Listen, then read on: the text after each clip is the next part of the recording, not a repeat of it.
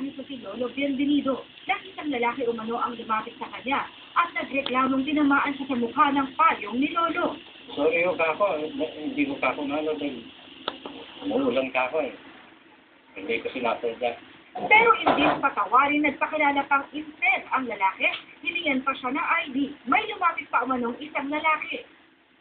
May ID ka, pero binigay ko yung ID. Yung nalimutot ko lang. Meron ka pa niya, may ibang ID. Ano meron ka ho?